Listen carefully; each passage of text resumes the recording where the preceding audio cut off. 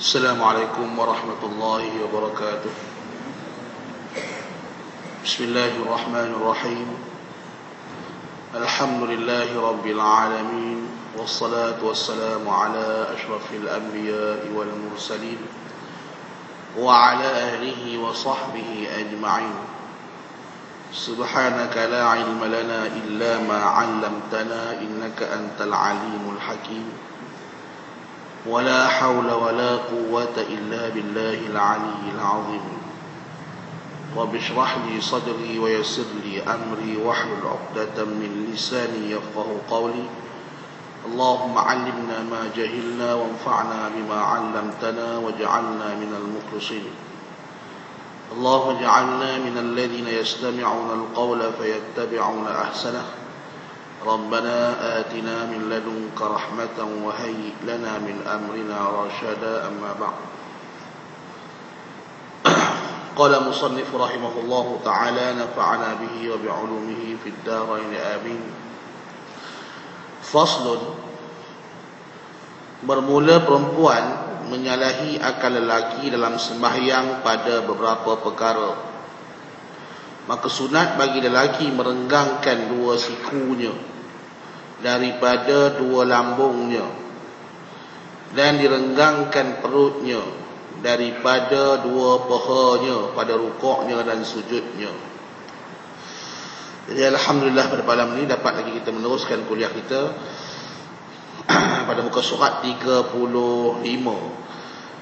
Dan insya-Allah pada malam ini kita bincang perbezaan antara sembahyang lelaki dan sembahyang perempuan.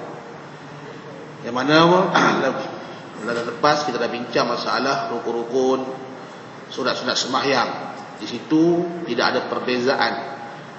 Rukun dan sunat-sunat sembahyang ini tidak ada perbezaan lelaki dan perempuan. Melainkan ada beberapa perkara di sini yang mungkin ada 5 perkara sahaja yang berbeza antara lelaki dan perempuan dalam sembahyang. Tapi walau macam mana pun, kalau dia tak bezakan orang perempuan dia sembahyang macam orang lelaki macam perempuan, tetap sah. Bukanlah tidak sah sembahyangnya, tapi yang makruh. Maknanya orang lelaki dia kena sembahyang cara orang lelaki supaya kan ada beza di sana. Sebab kita dalam Islam ni antara lelaki dan perempuan tu tak boleh disamakan. Ada perbezaan. Kerana itu yang Allah sebut orang-orang yang lelaki menyerupai perempuan dosa besar. Rasulullah memberi amaran la'anallahul mukhannathin wal mukhannasat. Kerana orang lelaki yang menyerupai orang perempuan haram, orang perempuan menyerupai orang lelaki haram. Maka dalam sembahyang pun kita tengok di sini ada perbezaan antara sembahyang lelaki dengan sembahyang perempuan. Jadi kerana itulah kita kena faham di sana. Kalau kita tengok hari ini banyak perkara orang perempuan ni menyerupai lelaki. Sehingga kadang-kadang kita tak cam dah mana lelaki mana perempuan. Kerana pada pakaiannya menyerupai lelaki. Orang perempuan banyak sekali menyerupai lelaki. Sedangkan dalam mengikut syarat dalam sembahyang pun kena bezakan antara sembahyang lelaki dan sembahyang perempuan. Cara duduknya, cara letak tangan, cara takbir, angkat tangan. Jadi bermula perempuan menyalahi lelaki itu di dalam sembahyang pada beberapa perkara. Seboleh-bolehnya kita usahalah bagi berbeza sembahyang kita lelaki dengan sembahyang perempuan. Begitu juga sembahyang perempuan bagi berbeza dengan sembahyang lelaki. Maka sunat, seperti mana yang kita sebut tadi, bukan perkara ni wajib, sunat. Mana meninggalkan dia itu makruh. Maka sunat bagi lelaki merenggangkan dua sikunya. Sunat bagi lelaki merenggangkan dua sikunya daripada dua lambungnya, maknanya dua rusuknya. Maknanya kita orang lelaki pada ketika kita Allahu Akbar, jangan kita duduk rapat macam tu. Sunat kita renggangkan. Dan direnggangkan perutnya daripada dua pahanya pada rukuk dan sujudnya. Begitu juga pada ketika rukuk, perut kita ni jangan bagi rapat dengan paha. Kalau sujud pun begitu juga. Maknanya sujud tu kita bagi jauh sikit kepala kita daripada lutut kita. Baru dia renggang. Dan dinyaringkan pada sembahyang yang nyaring. Mana orang lelaki kalau sembahyang yang disunatkan nyaring, maka disunatkan nyaring.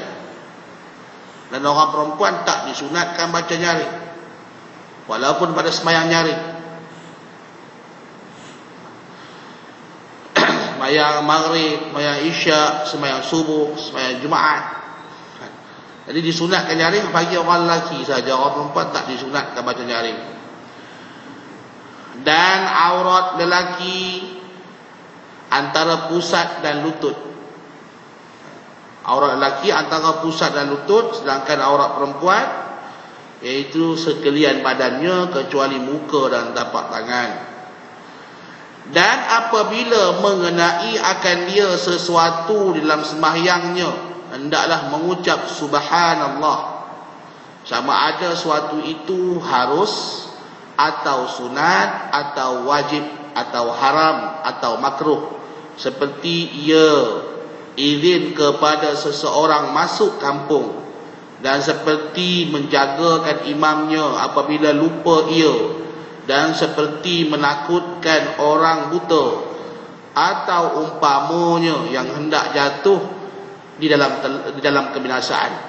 Jadi dalam sembahyang, masa kita tengah sembahyang, orang lelaki apabila nak menegur, maknanya ada benda yang berlaku yang perlu dia bagi teguran, sama ada teguran tu, benda yang berlaku tu harus ditegur, sunat ditegur, wajib ditegur, maka dia tegur dengan subhanallah.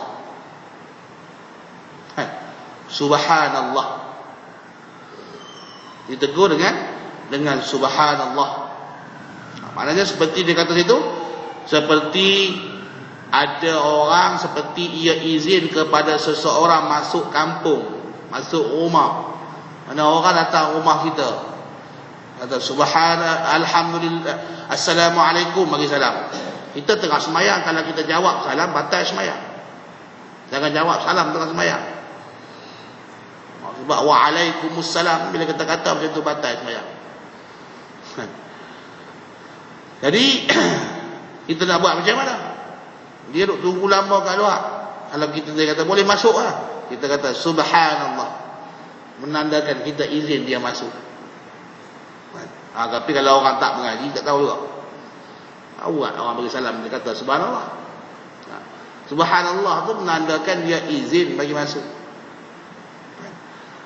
Tu kita kena tahu. Kalau orang yang tengah semayang, dia kata subhanallah, bila kita minta izin nak masuk, karena kalau kita pergi rumah orang, kita tengok dia tengah semayang,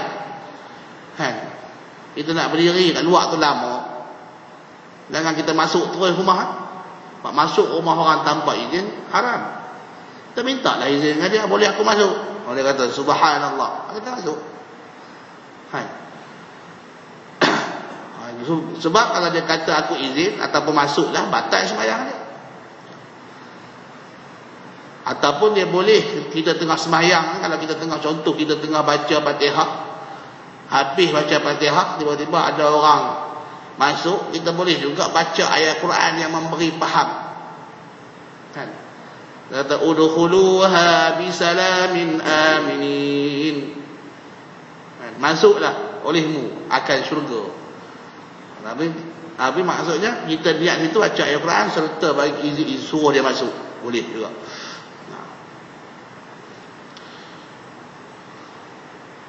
Dan seperti menjagakan imamnya apabila lupa ia.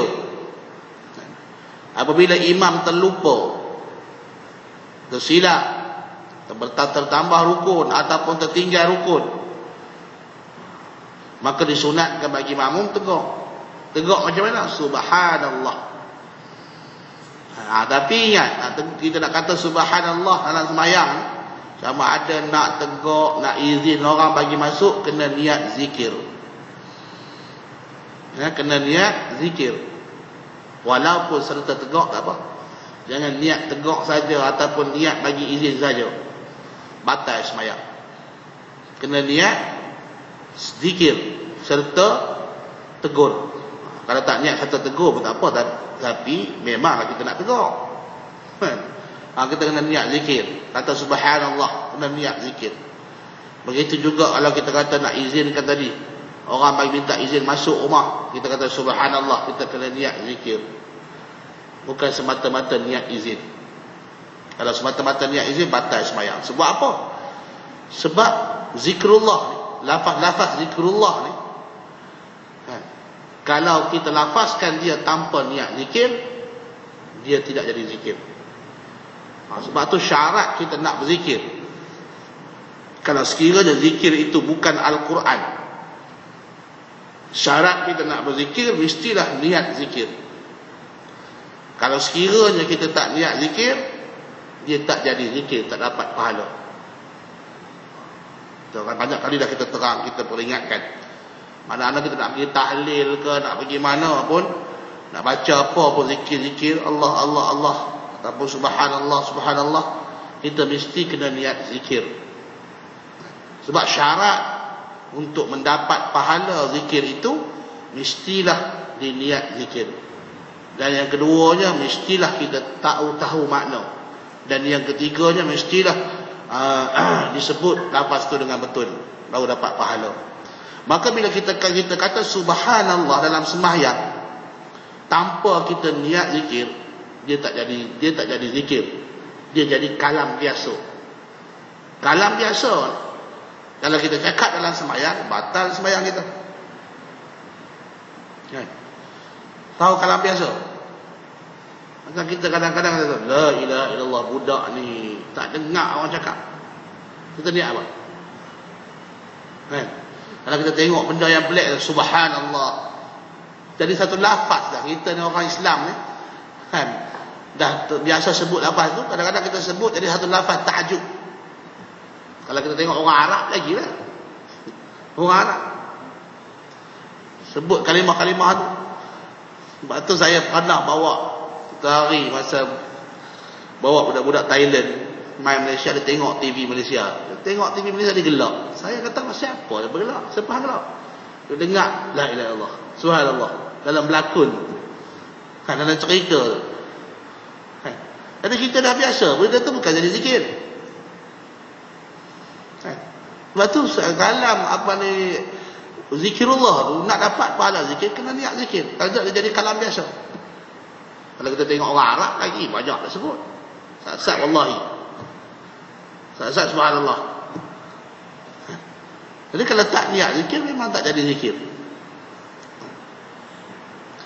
Karena itulah dia kena diniatkan zikir. Dan seperti menakutkan orang buta, atau umpama orang buta yang hendak jatuh dalam kebinasaan. Kita nampak orang buta, dia tak nampak depan dia tu ada telaga ke, ada apa, ada longkang dalam ke. Kita nampak dia berjalan tu, nak jatuh longkang, kita kata subhanallah, supaya dia terkejut, dia terberhenti, dia tak teruskan, dia berhati-hati nak jalan.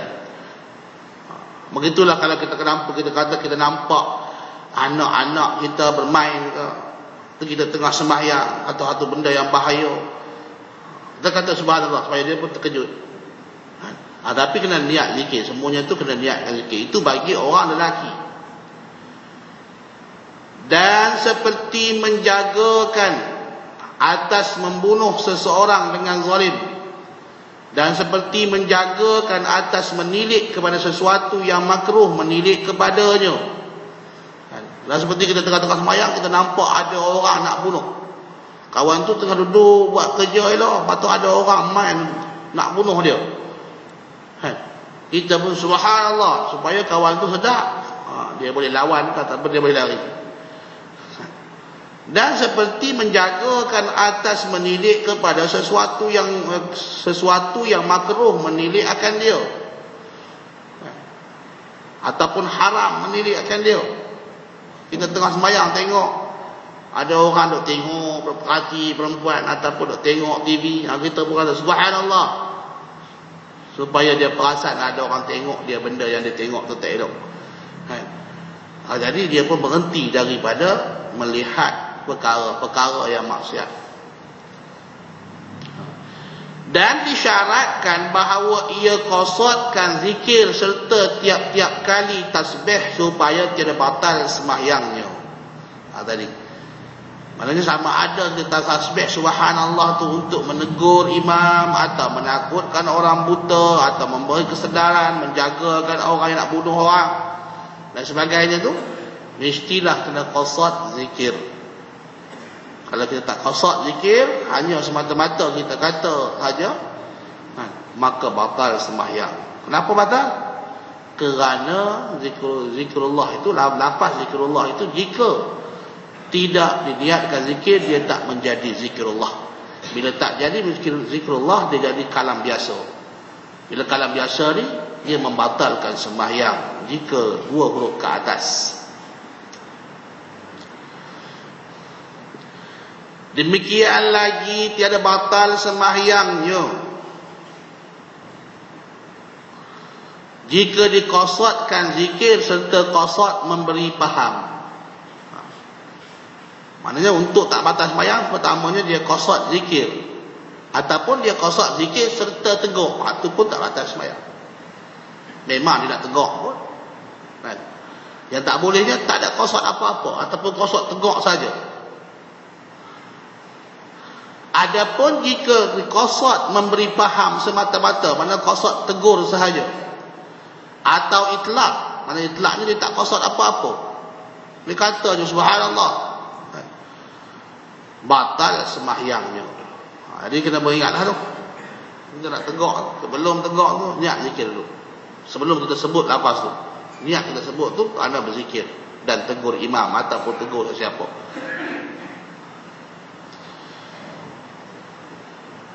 Dan perempuan menyalahi akal lelaki pada segala perkara ini. Disebut tadi, masalah lelaki kena renggangkan kursi 2 siku daripada lambungnya, daripada rusuknya. Perempuan dia kena rapatkan. Maka sunat baginya, bagi perempuan, didempetkan, maknanya dirapatkan perutnya dengan 2 pahanya pada rukuknya dan sujudnya. Dia sunat beri antara perut dia ni dengan paha tu, bagi kena, bagi rapat pada ketika sujud dan pada ketika rukuk. Dan didempetkan, dirapatkan 2 sikunya kepada 2 lambungnya, pada 2 rusuknya, macam kita buat tadi, beri rapat.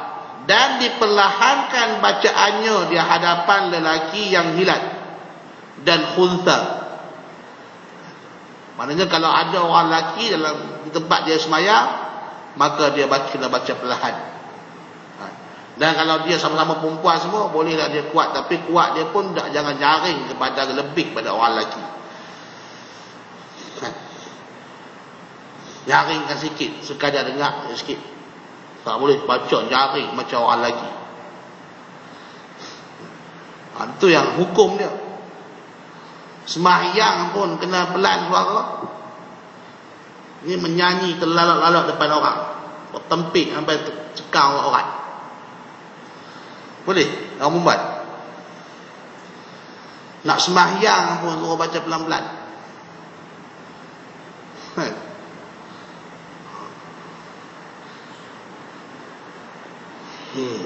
Tapi hukum ni yang kita tengok hari ni, masalah satu perkara yang pelik. Jadi kita ni, bila kita hari ni dah jadi perkara biasa di Malaysia kita,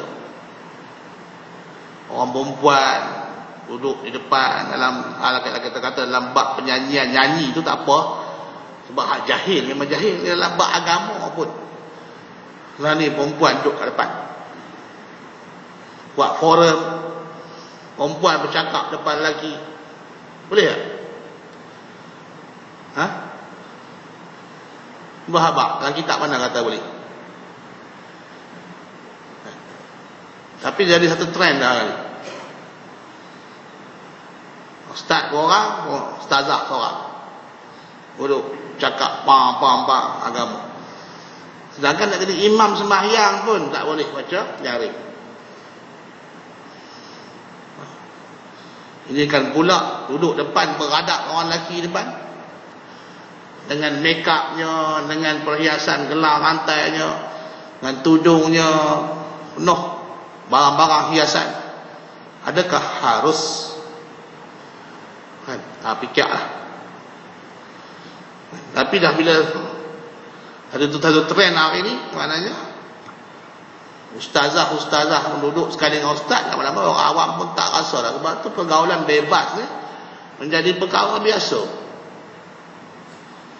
Ada orang nak tegur, sedangkan perkara tu haram. Rasulullah SAW mengajar kita, dan Allah perintah kepada Rasulullah SAW pada sahabat-sahabat supaya apabila nak pergi berjumpa dengan isteri-isteri Nabi, supaya di sana ada hijab. Wa idza sa'altumuhunna mata'an fas'aluhunna min wara'i hijab. Jika sekiranya kamu meminta sesuatu benda kepada isteri Nabi, maka hendaklah kamu minta di belakang tirai. Lepas tu Siti Aisyah pada satu hadis dia menceritakan apabila turunnya ayat hijab, dia tidak lagi duduk di depan sahabat. Setiap kali sahabat datang ke rumah Nabi, dia akan tarik tirai. Kemudian satu hari Abdullah ibnu Ummi Maktum datang. Rasulullah Siti Aisyah tak tarik tirai. Maka Rasulullah tegur Siti Aisyah, kenapa tak tarik tirai? Siti Aisyah kata, kan dia buta, dia kan nampak aku. Rasulullah kata, kamu tak nampak dia? Kamu tu tak nampak dia? Bermakna bukan orang lelaki saja haram orang pandang orang perempuan. Orang perempuan juga haram orang pandang orang lelaki. Dan kita nak tanya, adakah Abdullah bin Maktum tu datang, Abdullah bin Ummi Maktum tu datang berjumpa Rasulullah ke rumah Rasulullah dalam keadaan tak berbaju? Ya Rasulullah, tak bagi Siti Aisyah tengok tu. Tentu datang dengan pakaian yang elok, tapi tak boleh tengok. Kullil mu'minina yaghuddu min absarihim wa yahfazu furujahum. Katakanlah olehmu wahai Rasulullah, bagi sekalian orang mukmin, pejamkanlah mata mereka dan peliharalah kemaluan-kemaluan mereka. Wa kullil mu'minat yaghuddna min absarihinna wa yahfazna furujahunna. Dan katalah bagi perempuan-perempuan yang mukminat, pejamkanlah mata mereka itu dan peliharalah kemaluan-kemaluan mereka. Mana orang lelaki kena pejam mata daripada orang perempuan juga kena pejam mata. Jadi kalau ada amal benda ni, tak ada lah berlaku zina. Hak ni yang berlaku zina, orang lelaki tak pejam mata, orang perempuan pergi dedah, ditunjuk badan. Ini yang berlaku berluasanya zina. Jadi dalam bab aurat ni kita dah terang dah itu hari macam mana keadaan aurat. Kalau kita baca aurat sembahyang kita terang dah, insya-Allah. Kalau kita panjang umur kita baca bab nikah tu ada lagi diceritakan bila masa yang diharuskan orang lelaki tengok perempuan, orang perempuan tengok orang lelaki. Bukan pada setiap masa seperti yang berlaku di zaman kita hari ini. Kerana itulah kita tengok hari ini zina berleluasa kerana kita tak amalkan perintah Allah Subhanahu wa taala.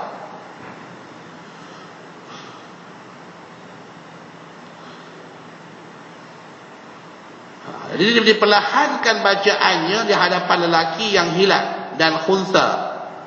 Ini kadang-kadang kita tengok terbalik habis. Lah ni kalau setengah tempat tu majlis nuri kahwin. Kalau dulu orang lelaki baca berzanyi, dan ni orang lelaki tak ajalah, orang perempuan tu aja. Orang lelaki dia pakai dengar ke bawah.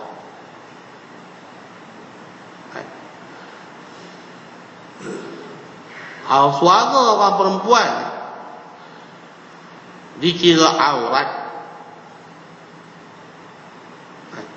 atas kata sebahagian ulama. Atau kata sebahagian ulama, suara perempuan ni dikira aurat.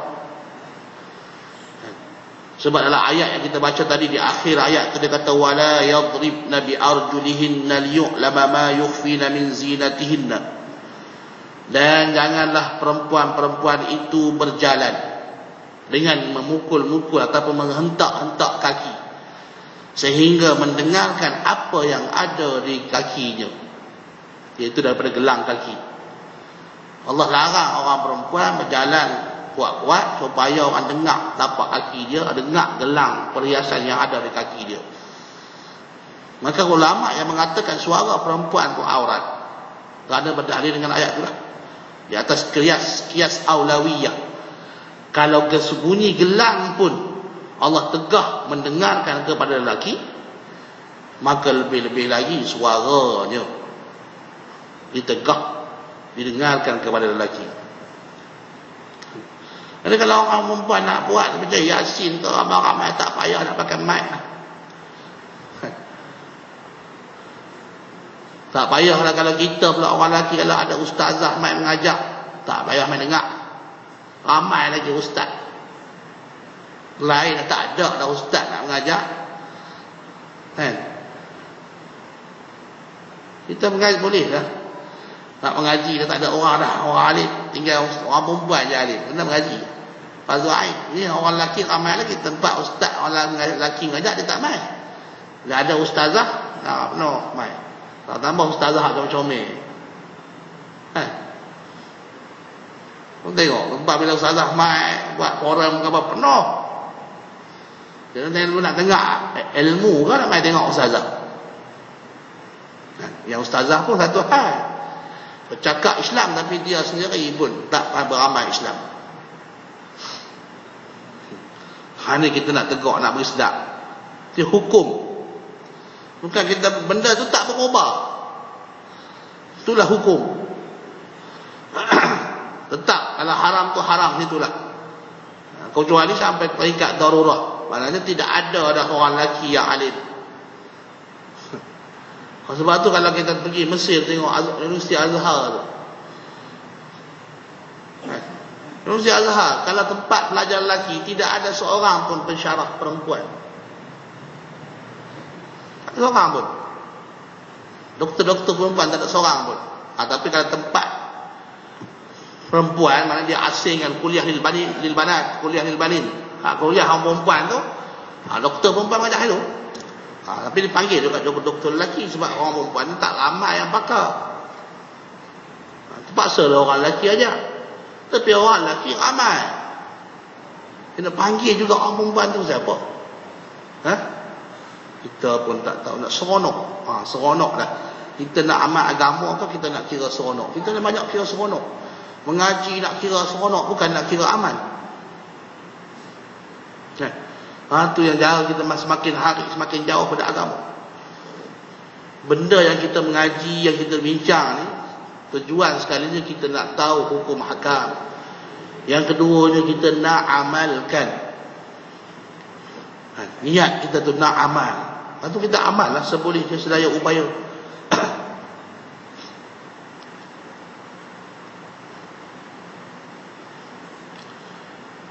Dan jika ia sembahyang tiada di hadapan lelaki atau khunsa, mana kalau dia sembahyang tidak ada dalam majlis dia tu, hanya orang perempuan sahaja, tidak ada khunsa, tidak ada lelaki,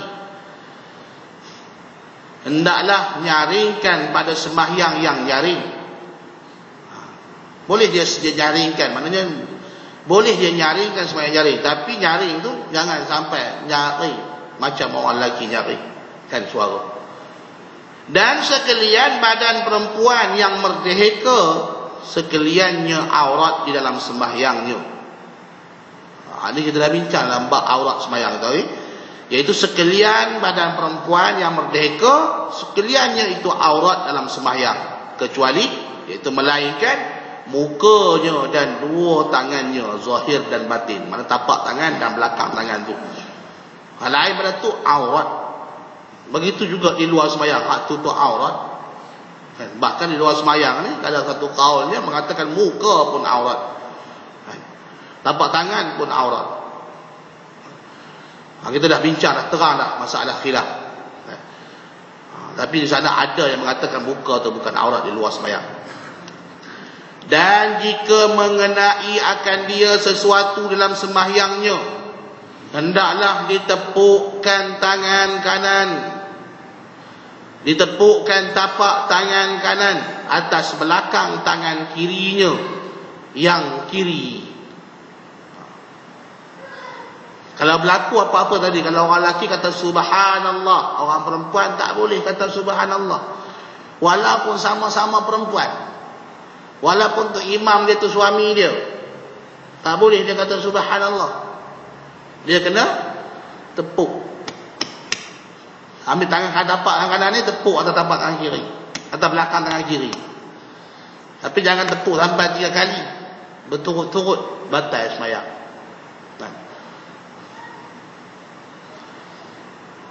Kerana apa tak bagi suara? Tu nak beza tu antara lelaki dengan perempuan. Yang menuntut hak kesamaan lelaki dan perempuan ni orang kafir, orang Yahudi. Nak bagi sama lelaki dan perempuan, mana boleh sama? Lelaki tu lelaki, perempuan perempuan, nak memang beza, memang lain.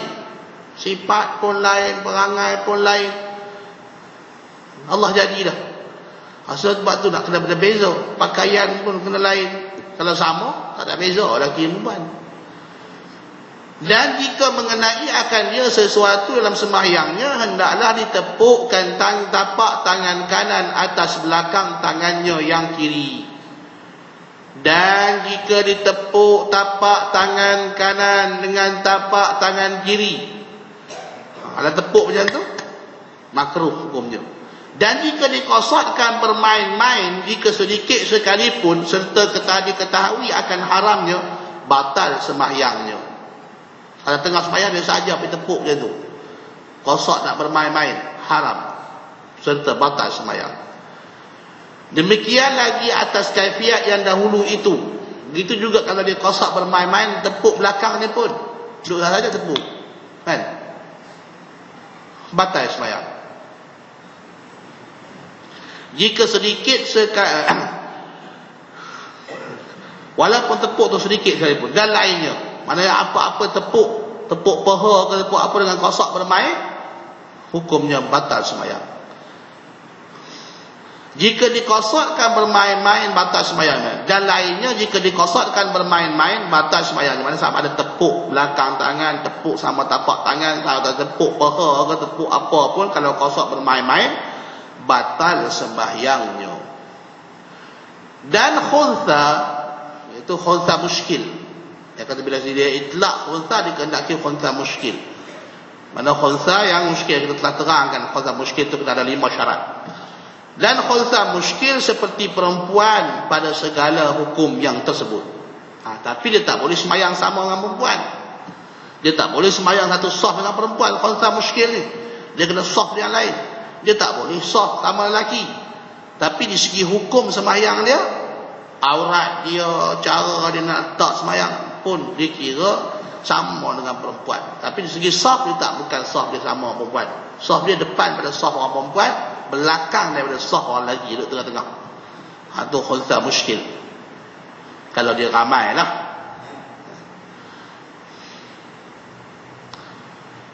Dan sahaya perempuan seperti lelaki, maka auratnya dalam sembahyang antara pusat dan lutut.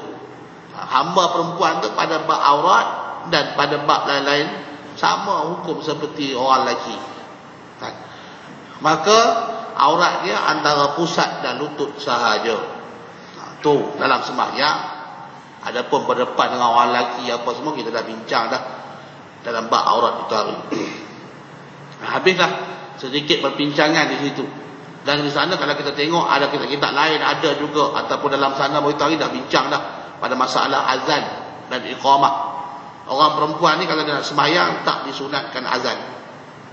Orang lelaki disunatkan azan. Jadi kita tak mau azan, jadi orang perempuan sembahyang tak mau azan sebab lambat.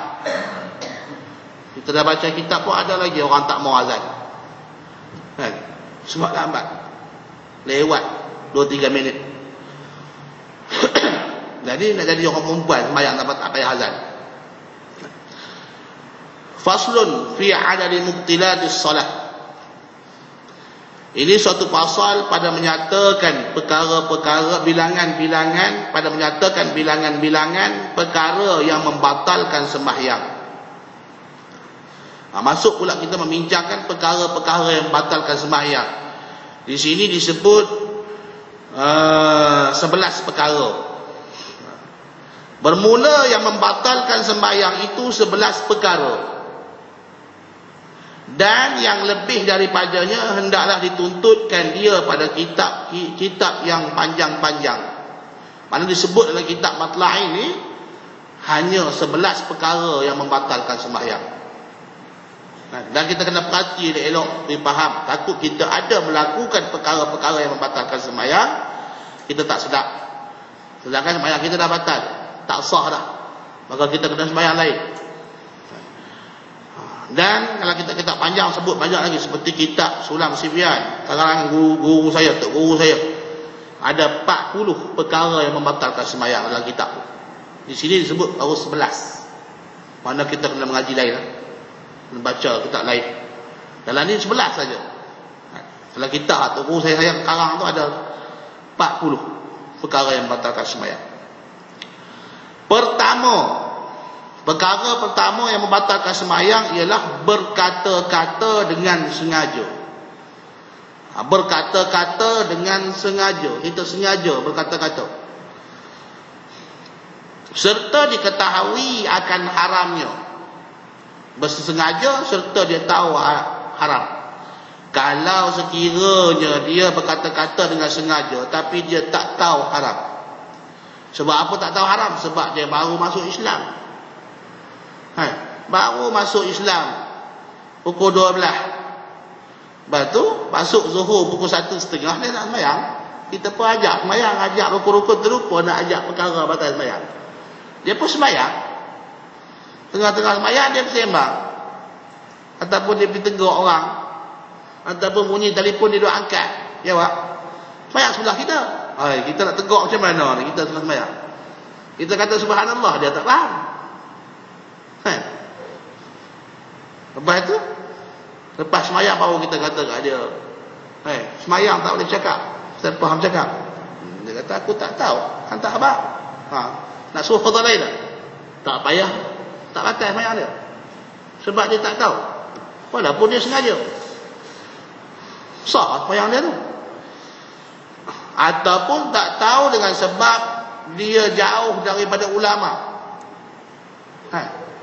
Dia duduk tempat jauh daripada ulama, lama dah masuk Islam, tapi jauh daripada ulama, nak mengaji tak boleh, tak ada orang nak ajak. Orang seperti dia, orang negeri kafir, orang Jepun, orang mana ke, dia tengok TV ke tengok apa, dengar rancangan Islam ni, dia mengucap 2 kalimah syahadat, jadilah dia Islam, tapi tak tahu lah hukum hakam. Nak belajar, nak main mengaji negara Islam, jauh, duit tak ada, duduk situ mengucap dah, semayang dah, apa dah. Kalau dia pandai semayang, dia tengok orang semayang, tengok TV gambar orang semayang, dia pun semayang macam tu, dia bercakap sembang pun tak batal semayang dia. Makna esok kalau dia jumpa dengan tok guru, orang ajak dia, ramai ni aku semayang, aku bercakap, tak batal semayang dia, sebab dia tak tahu. Tapi tak tahu dia tu dua. Tak tahu yang dimaafkan dalam Islam ni hanya 2. Pertama, dia baru masuk Islam. Yang keduanya, dia tak dapat nak belajar sebab tidak ada orang alim. Adapun kita ni hak tu dalam negara yang negara Islam, ustaz ramai, tok guru ramai, pengajar rata-rata masjid, rata surau, kita tak pergi mengaji. Lepas tu kita tak tahu hukum tu. Kalau kita buat batal sembahyang kita, hari ni baru kita belajar, aku lama ni aku dah buat benda ni, tak batal sembahyang aku, kena qada balik sebab tak dimaaf. Siapa tak mengaji? Orang mengajar ramai. Tu kena faham, yang tak tahu dimaafkan dalam sembahyang tu 2 perkara sahaja.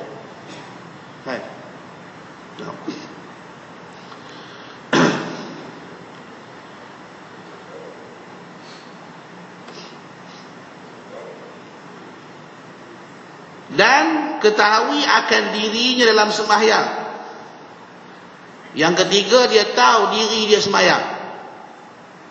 Mana dia tak lupa lah.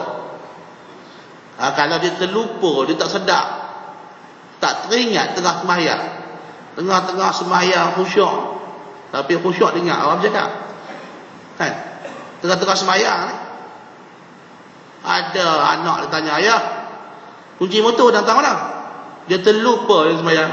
Dia kata ada bawah sen kan. Dia abang, kalau macam tu pun tak batal dah, aku sembahyang, tak batal. Tapi kalau terlupa ni, dia kata jika dengan huruf yang bukan, kalau terlupa ni jangan lebih daripada 6 patah perkataan. Dia kata 6 patah tu iaitu 6 ayat yang pendek. Kalau terlebih tak sah juga, batal juga sembahyang. Dan jika dengan huruf yang tiada memberi faham sekalipun, mana kalau sekiranya dia bercakap tu dengan sengaja, dia ketahui haram serta dia tak lupa, maka walaupun dengan huruf yang dia tak faham, dia sebut huruf-huruf, kalimah-kalimah, perkataan-perkataan yang tak ada makna pun, tapi di sana nyata 2 huruf ke atas, maka hukumnya batal sembahyang. Atau 1 huruf yang memberi faham, ataupun 1 huruf yang memberi faham, batal juga. Kalau tak faham, 2 huruf ke atas. Kalau 1 huruf kan, memberi faham, batal. Kalau tak faham, disebut 1 huruf, tak faham apa, tak tahu makna apa-apa, maka tak batal. Dan atau 1 huruf yang berat, dan 1 huruf yang dimatkan seperti maka bila kata tu dua dikira 2 huruf, nampak macam 1 huruf hamzah, hamzah, tapi sebab dia mat ada alif, jadi 2, batal walaupun tak faham. Dihukumkan 2 huruf, 1 huruf tadi yang dimatkan tu dihukumkan 2 huruf. Maka pada semua masalah itu batal sembahyangnya dengan yang tersebut. Maknanya dengan dia bercakap tanpa lupa serta diketahui haramnya serta sengaja kan, 2 huruf ke atas, sama ada memberi faham ataupun tak memberi faham, ataupun 1 huruf yang memberi faham, maka semua perkara itu membatalkan sembahyang. Demikian lagi jika ia berdehem-dehem. Ni banyak kita dengar sembahyang tu. Pertama kali tu imam. Sembahyang seorang boleh tak? Batal sembahyang. Demikian lagi tu maknanya batal sembahyang. Atau menangis. Tengah-tengah banyak menangis, baca ayat-ayat Quran yang dia faham makna Quran, dia sedih kan, dia saja menangis layan. Kalau dia tahan nangis, menangis juga, itu lain, bukan sengaja. Atau mengerang kan, sakit lepas sembahyang, batal sembahyang. Atau berhembus dengan mulut, berhembus dia tiup kan, nampak benda tu batal sembahyang.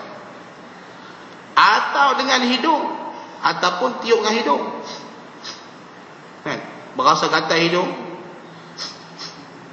kan. Dan batuk, batuk pun jaga, batuk ni pun batal sembahyang. Batuk pun batal sembahyang, bukan sengaja. Batuk ni kalau kita boleh tahan, kita kena tahan. Kecuali dah sampai batuk sebab tu kalau kita ni ada batuk sikit-sikit, surah kitab kata jangan sembahyang lagi, tunggu dia hilang batuk, sebab dia batal sembahyang. Kalau dah batuk tak rentik-rentik, nak tunggu sampai masa tak ada rasa tak batuk pun nak sembahyang, tak boleh kena sembahyang, baru sah. Jadi kita kena jaga batuk-batuk tu. Kalau sengaja Kalau tak sengaja ataupun batuk, kalau tak batuk sikit, jangan batuk kuat-kuat sangat. Terutama sekali batuk sampai bergerak badan. Batuk dan bergerak badan lebih dari 3 kali, hukumnya batal sembahyang.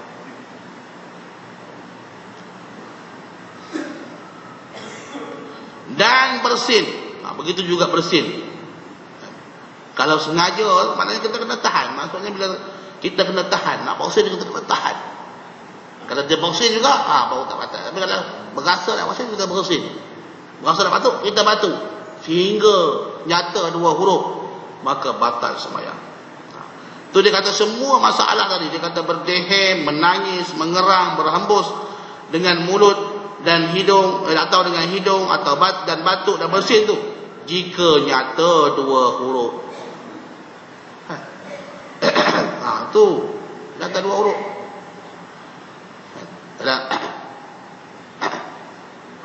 Tu tak puas sekali. Nyata 2 huruf, batal sembahyang. Begitulah bersin apa. Atau 1 huruf yang memberi faham, ataupun bunyi dia berdehem, bunyi 1 huruf, beri faham, batallah sembahyangnya.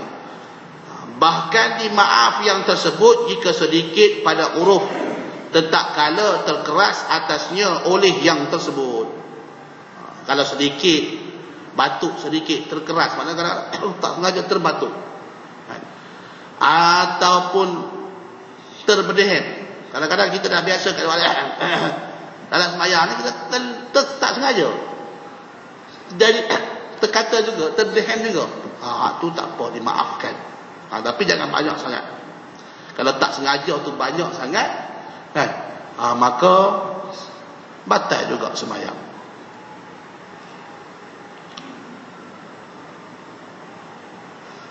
Bahkan dimaafkan yang tersebut jika sedikit pada huruf tetap kala terkeras atasnya oleh yang tersebut.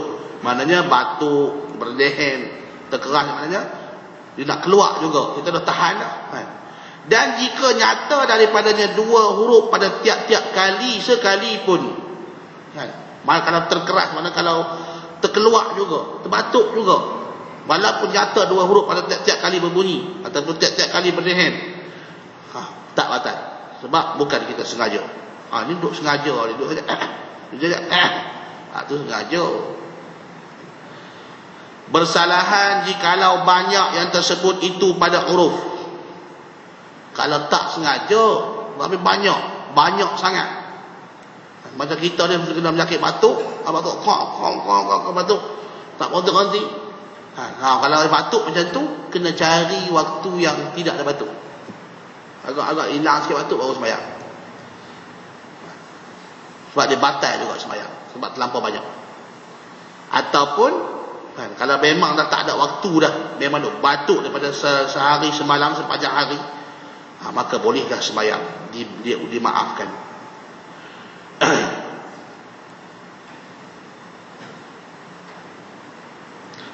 Bersalahan jikalau banyak yang tersebut itu pada huruf dan nyata daripadanya 2 huruf atau 1 huruf yang memberi faham, batallah sembahyangnya, melainkan apabila jadi penyakit yang melazimkan dia sekira-kira tiada sunyi daripadanya masa yang lulus sembahyang padanya, maka tidak batal sembahyangnya. Maknanya kalau sampai batuk, tak ada ruang langsung nak sembahyang, melainkan batuk sepanjang hari, maka ketika tu sembahyang pun sah lah. Macam orang kencing lah, kencing salisir bau kan, dah pergi basuh duduk keluar menitik, kena sembahyang juga. Adapun jikalau berkata-kata ia dalam sembahyang dengan ketiadaan sengaja, seperti telanjur lidahnya, terlancar lidah lancar, dia ni ingat dia sembahyang, tiba-tiba ayah dia tanya, anak dia tanya tadi, terjawab. Bukan terlupa, terjawab, lidah dia ping sendiri, bukan dia kosong. Atau tiada ia ketahui akan haramnya, dengan sebab dia baru masuk Islam, dia tak tahu tak boleh cakap dalam sembahyang. Atau tiada diketahui akan dirinya dalam sembahyang, ataupun dia terlupa yang dia sedang sembahyang. Maka jika sedikit perkataannya pada huruf, sikit perkataan dikenaki sikit dalam bab ni apa dia? Tu dia kata iaitu sedikit perkataannya pada huruf, iaitu pada adat, iaitu 6 kalimah. Dan kalimah di sini bukan kalimah di sisi ulama nahwu. Kalimah di sini dikehendaki kalimah di sisi ulama fiqh, iaitu 6 ayat yang pendek. Kan? Iaitu 6 kalimah pada huruf, pada adat, pada 6 ayat yang pendek, atau kurang daripada 6 ayat yang pendek, tiada batal sembahyangnya. Manakala kita bercakap dengan terlupa ataupun terlanjur lidah, terlancak lidah kita tercakap, orang main tajuk kita tersasar pergi jawab tengah sembahyang, jika sekiranya tak sampai 6 kalimah pada huruf, dikehendaki 6 kalimah tu 6 ayat yang pendek, maka tiada batal sembahyangnya. Kita duduk sembahyang, tiba-tiba kawan main, "Mat, jom kita buat nanti saat aku tengah sembahyang." Tu dia sebut aku tengah sembahyang, dia ingat lah. Kita nak buat contoh, kita kata tengah sembahyang ni kawan panggil, "Mat, siap lagi?" "Tak lagi, aku nak makan nasi dulu." Hampir dulu. Jadi kita kira 6 kalimah. 6 kalimah tu dimaksudkan 6 ayat. Kerana berdalil dengan hadis Rasulullah SAW. Pada satu hari Rasulullah terlupa, kan? Rasulullah terlupa nak sembahyang, Rasulullah terlupa dalam sembahyang. Sembahyang yang 4 rakaat, sama ada sembahyang zuhur ataupun sembahyang asar. Rasulullah sembahyang baru 2 rakaat, Rasulullah bagi salam dah. Sahabat-sahabat pun ikut salam. Tapi kalau kita sembahyang dengan imam kita ni, sembahyang zuhur, imam sembahyang zuhur 2 rakaat bagi salam dah. Kita tak boleh bagi salam. Kalau kita bagi salam juga batal sembahyang, sebab kita tahu dah sembahyang zuhur tu 4 rakaat. Tapi sahabat dia sembahyang dengan Rasulullah. Rasulullah tu syariat ni majazi. Mana Rasulullah tu penggubal undang-undang, dia yang undang-undang tunjuk kat dia. Rasulullah bagi tahu kat dia, Allah bagi tahu kat dia, dia buat. Jadi sahabat bila tengok Rasulullah sembahyang 2 rakaat bagi salam, sahabat pun bagi salam. Tapi semua bakal heran, sebab selama ni sembahyang tu 4 rakaat, tiba-tiba hari ni pasal apa 2 rakaat saja. Masing-masing tak berani tegur. Dikatakan dalam hadis tu, Sayyidina Abu Bakar pun ada, Sayyidina Umar pun ada sembahyang berjemaah Rasulullah. Pakat-pakat tengok aku. Semua tengok.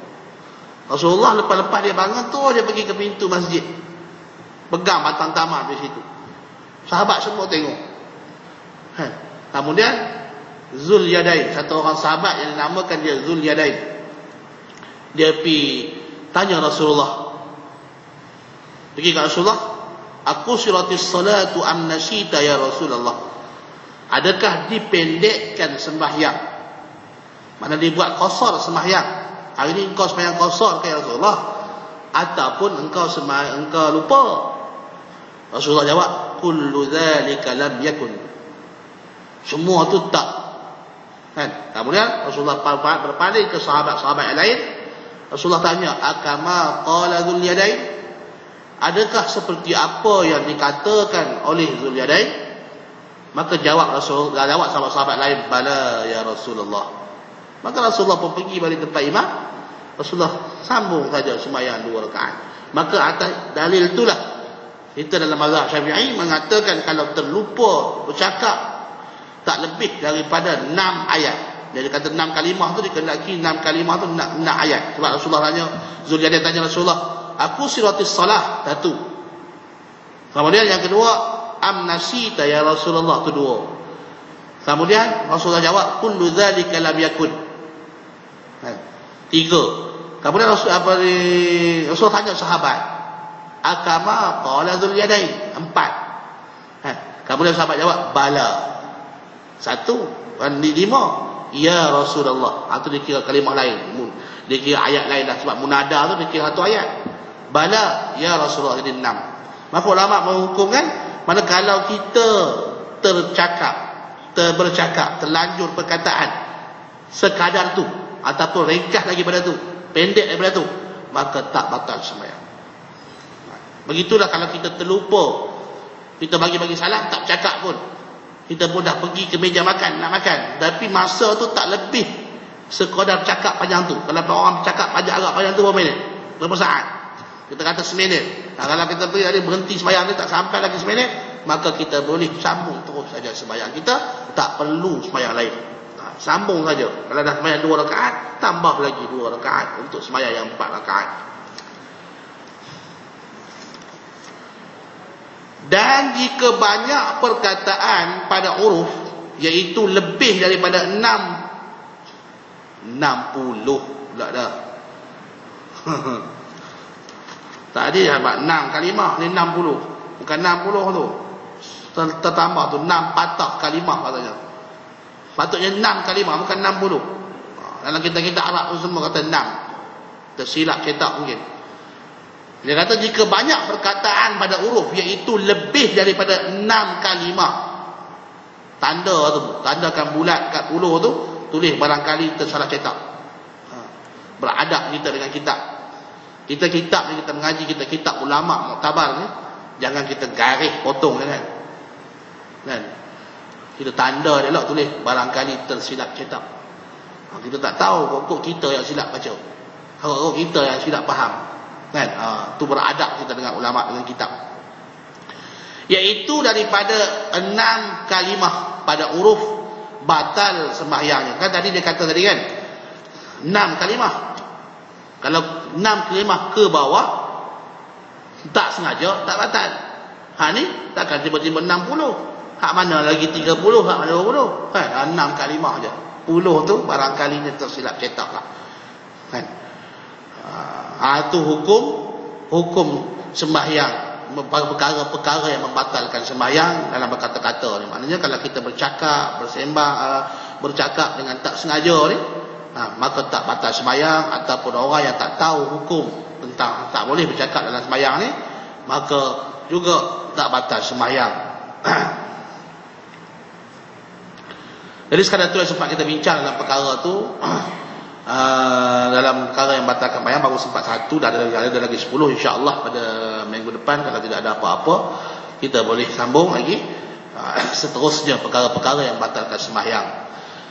Aku qauli hadza wa astaghfirullah al-azim li wa lakum wa lisairil muslimina wal muslimat. Wabillahi taufiq wal hidayah. Wassalamu alaikum warahmatullahi wabarakatuh.